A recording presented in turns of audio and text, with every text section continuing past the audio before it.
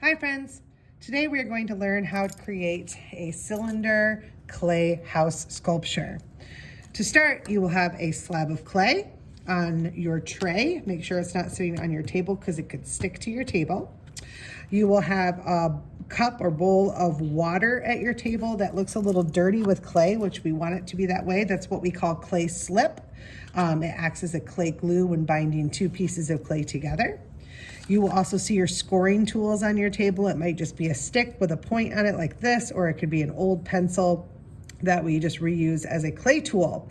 These tools are used for scoring. That's when we make the very light scratches in the clay. And you never want to dig hard when scoring. You always just run them lightly like you would tickle your hand with the scoring tools. You would never want to dig deep when scoring. The scoring marks are when you're attaching two pieces of clay together and you put those scoring marks to help it lock together by making those little scratchy marks on both pieces of clay. So remember, you always score and then you add slip, which is the clay glue, and then you smooth it together. The other tool we have today is a super expensive tool. Not really, it's just a bent paper clip. This is our cutting tool. This tool will be used first as we cut our slab into the shapes that we want for our cylinder building parts. To start, we have three different options. You can divide your clay, cutting it in half symmetrically right down the center of your clay, and that will give you two buildings that are the same exact size that you will link together to make one building by scoring and slipping and smoothing them together. So you can either have the two cylinders that are going to connect together the same size, or if you want one to be slightly smaller and one slightly bigger, you may have done this in your cylinder drawing. You want to have a building that's smaller and then a building that's bigger. If you wanted it to be symmetrical, you would draw the line right down the center. You want to do it lightly in case you want to erase it and redo it, but you want it to be kind of straight. So if you want it symmetrical right through the center, I'm going to smooth it so I can redo it. Or you can make it asymmetrical, which means one side's bigger and one side's smaller, like so. I'm going to go ahead and do it this way. I will tell you that you want your smaller building, the width to be at least 3 to 4 fingers thick.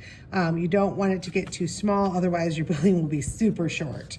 So you want to have it at least this thick compared to the other part. Now I can go ahead and slowly carve, pushing that tool all the way through the clay and dragging it through. That separated my two pieces of clay. Now it's time to make my cylinders, now that I have my two parts. So I'm going to take my first part, my big part, and I'm going to take it, hold it in my hand, and notice I have it the wide way, or as we would call it, the bathtub way. You don't want it to be the shower way, the bathtub way. So turn it upright, and you're going to begin to turn it inwards. This is when you start to curve and make your cylinder.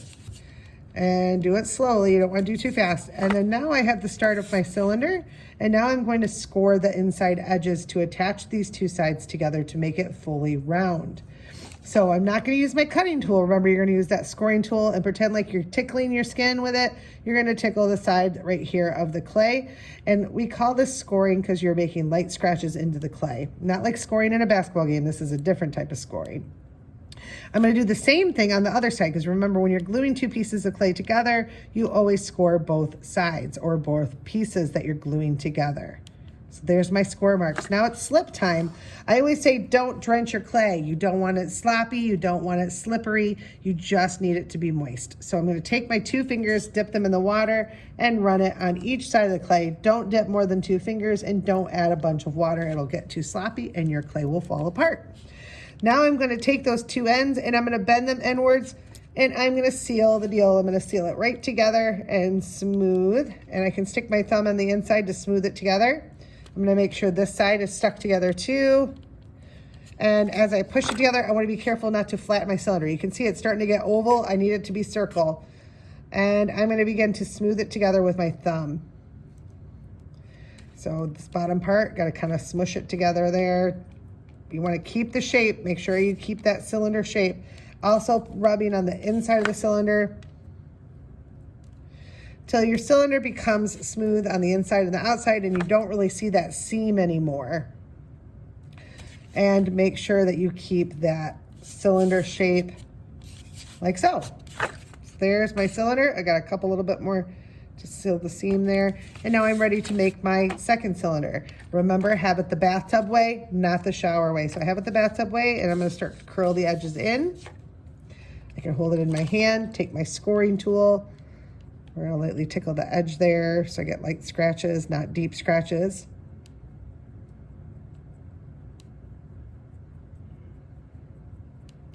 Add 2 fingers of water here and 2 fingers of water here.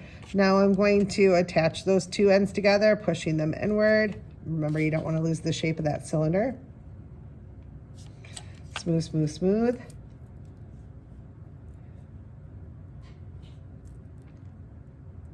I'm rubbing. I want to make that seam disappear so you can't tell that it was not attached. I want to make it look like it's seamless. So I'm just kind of smearing it and smoothing it. And now I have my 2 cylinders. Now, the goal is to put these 2 cylinders together like this. Obviously, I want the bottom of my building to be the same height, but the top of my building can be 2 different heights. To attach these 2 pieces together, I need to score and slip those 2 pieces together and then smooth them together. If you chose to do the option where you did not cut your slab at all and you rolled it to make 1 tall cylinder, you do not need to do this step. So you have the option of cutting it symmetrically, cutting it asymmetrically, or leaving it as is, setting it up the wide way and rolling it to make a tall building. So now I am going to make my light scratches where they're going to attach. Obviously, I don't need to go all the way to the top because this building is not as tall as this one. And then I always like to connect them on the seams where I smoothed it together. That way it seals it together really nicely. So there's my score marks there and here. Now I'm going to take 2 fingers of water and put it on both of my scratches. And now we're going to attach the 2 together. Put the 2 scratches together, stick your hand in there and kind of pinch them together. Sometimes I like to also pick it up and pinch it down here and smooth it together on the bottom. And to make sure it stays together, I usually drag one of my tools on the curved flat end and drag it along the side to seal it. I'm going to turn it over and do the same thing on the other side. You can see how it kind of seals them together. And there's my building, boys and girls. I have my 2 cylinders sealed together. And if you have a little extra time, you could begin to cut windows and doors. And to cut windows and doors, you use your paper clip. And I'm going to highly suggest you don't put more than 2 windows or a window and a door on one side of a cylinder. Otherwise, it starts to break down the cylinder because there's less wall there and it can fall apart and collapse. So to cut a window, I had to push my cutting tool, my paper clip, all the way into the center. You can actually see it sticking in the center. You want to make sure it's in the center before you drag the shape of the window. Now, don't make your windows too big, boys and girls, because if you make them too big, they are going to make your wall weak and it could make your cylinder collapse. So there's my first window. I take 1 dab of water and smooth along the edges to make that nice smooth window. I can hold on to this little piece for maybe using for a balcony later, or I could make it a windowsill. I could take this and score the edges right here. And I can score right underneath the window. And now I can add that right underneath my window to make a windowsill. So there is the start of that. I can move on to the next thing. Like I said, I could make a doorway. If I wanted to make a doorway, I can cut in from the bottom.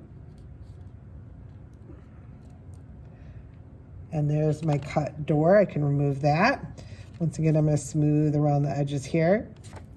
I can now attach this like it's an open door if I want to. That's a fun little addition to your design. You want to make it look like a door. Now added scratches and water to both pieces. And then smooth it together. And there's my little door that's open. I could move on to cutting some more windows on the back side. Maybe I want to cut a little window here. And just pop that window out. Smooth it. Maybe over here, I want to add another window. Remember, you don't want to do more than 2 windows or a window and a door on one side of your building. Otherwise, it does create a weakness in the wall of your building. So every time I cut out a window, you see like I kind of smooth it. So if you have any little extra tiny pieces of clay like this, you'll just hand them in to Mrs. Hall when you're done. And I could also make, maybe I want to make a longer, narrower window, but I'm going to make it skinny so that way I don't make my wall too weak.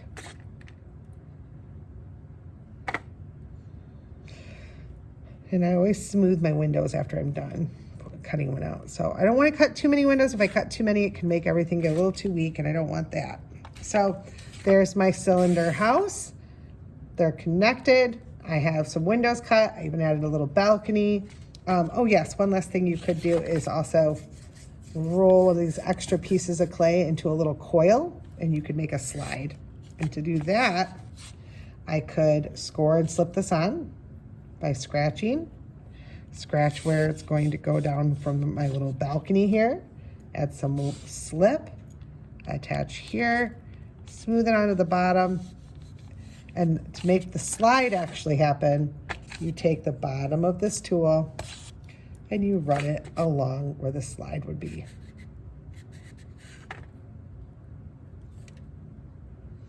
And there's the slide that goes from the top of my balcony down to the side.